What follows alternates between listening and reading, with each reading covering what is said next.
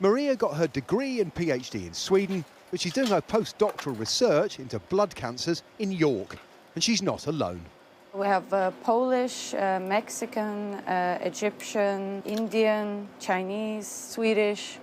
Academia is truly global, but universities fear new visa rules may make it harder to compete. It feels like you have to really sort of fight to prove that you deserve to be here, which I think is a bit unfair. Because in the end, we're coming here to do research in the name of UK universities, right? So that's something that should be incentivized and promoted, but rather it feels like there are just more and more hurdles that we have to get over. 32% of the academic workforce is foreign, around 75,000 people. The top 5 countries are Italy, China, Germany, Ireland and the United States. But the minimum salary for a skilled worker visa is going up from £26,200 to £38,700. That's well above the average early career academic salary of £30,000 to £35,000. On top of that, international staff will have to pay more for their healthcare, the NHS surcharge rising from £624 to £1,035 paid up front. Professor David Kent, himself Canadian, says the changes could leave higher education exposed.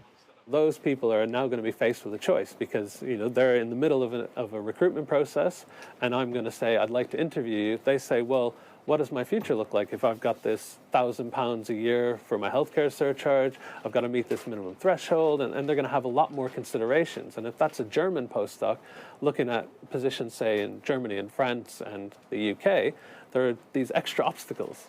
The fear is British universities won't be able to hire the best and brightest because they can't afford it. The government says it's raising the minimum salary to get a visa to try and encourage better jobs and better pay for British workers. But it also says it wants the UK to be a science and technology superpower. And to do that, you need academia. The ideas and innovation had in places like this today is the jobs and industries of the future. Universities are already under acute financial pressure, heavily reliant on overseas students as well as staff. If we're actually saying that the UK is seeking to boost its economy, to be an international global player, then it needs to be having a constructive, engaged and really creative policy towards the employment of that vital talent that we need from all over the world. Academia is not the only industry affected by the political squeeze on legal migration that may yet deliver a hard lesson in simple economics. Paul Kelso, Sky News in York.